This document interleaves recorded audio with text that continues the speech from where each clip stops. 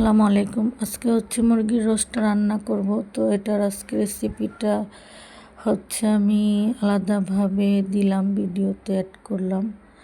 তো মুরগির রোস্ট আসলে কয়েকদিন ধরে করি না। তো আগে তো মুরগির রোস্ট আমি রান্না করতাম, ভালোই হতো। তো মাঝখানে অনেক দিন গ্যাপ গিয়েছে। তো মুরগির রোস্টটা মনে হচ্ছিল যে এবার ভালো হবে না। তো এই কারণে আমি ভয়ে ভয়ে হচ্ছে একটা মুরগি রান্না করলাম। তো মুরগির রোস্টটা আমি প্রথমে শুধু লাল মরিচ দিয়ে ভেজে নিয়েছি লবণ দিয়ে।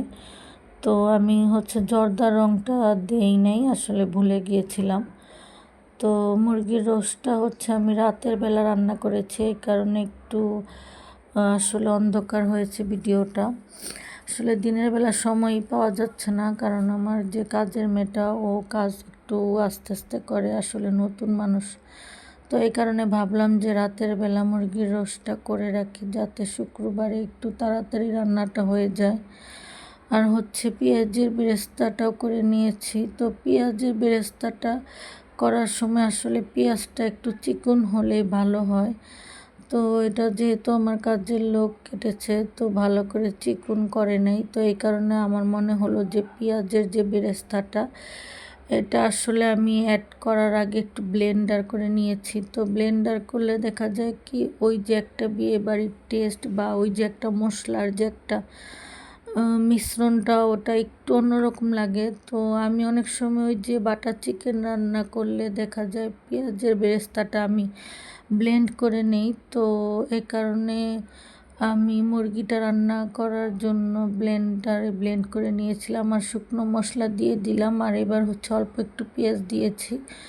অল্প একটু পেঁয়াজ দেওয়ার কারণ হচ্ছে ওই যে বললাম না, পেঁয়াজটা একটু মোটা মোটা কাটা হয়েছে। আসলে আমার মনে হয় যে রান্না করতে সময় আপনি যদি রান্নাতে অনেক মনোযোগ দিতে পারেন, তো আপনার রান্নাটা তো অনেক সুন্দর হবে। এই যে আমি পেঁয়াজ বাটাটা অ্যাড করলাম।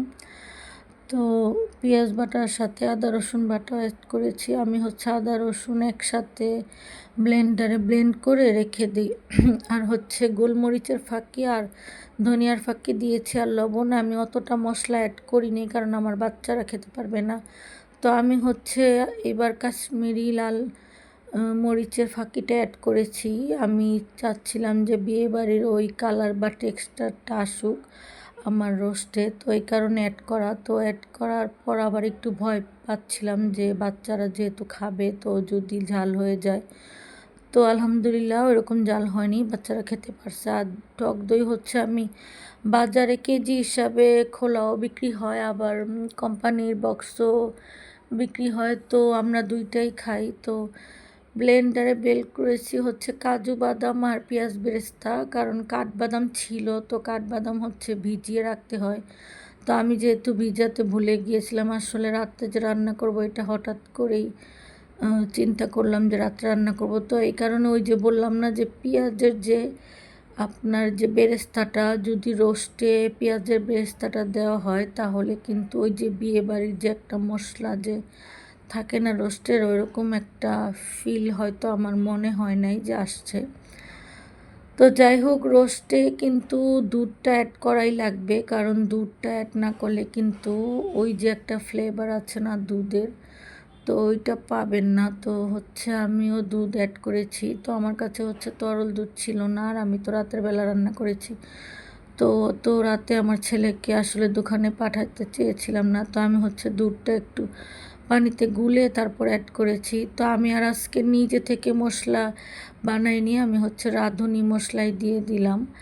তো রাঁধুনি রোস্টের মশলা আর কি, রাঁধুনি রোস্টের মশলাটাও আসলে ফ্রিজে রাখতে হয়। ফ্রিজে না রাখলে দেখা যায় কি ঘ্রাণটা চলে যায়। সব মশলাই আসলে ফ্রিজে রাখলে ভালো, আপনি যদি ফ্রোজেন করে রাখতে পারেন। তো যাই হোক, হালকা একটু চিনি দিলাম। তো চিনি দেওয়ার কারণে আসলে টেস্টটা একটু বিয়েবাড়ির টেস্ট আসবে। আসলে আমরা আসলে ঝাল খাবারে আসলে আমরা মনে করি চিনি দেওয়া উচিত না। আর হচ্ছে কেওড়া জল দিছি।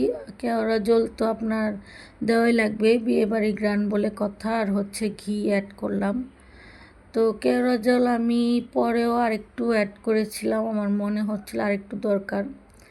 তো এই বিষয়ে একটা কথা বলি যে আমরা হচ্ছে যারা রান্না করি, আমার মনে হয় যে রান্নাটা হচ্ছে একটা শিল্প। আপনি যদি এই শিল্পতে মনোযোগ সহকারে করতে পারেন তো আসলেই রান্নাটা আপনার সুন্দর হবে। আর যদি আপনি মনে করেন এটা একটা কষ্টের কাজ তো হবে না। তো আমার রোস্টটা তো আমরা হচ্ছে পরের দিন শুক্রবারে পোলাওর সাথে রোস্টটা খেয়েছি। তো ফ্লেভার গ্ল্যান্ড সব কিছুতে আমার রোস্টটা একদম বিয়েবাড়ির স্টাইলে হয়েছে।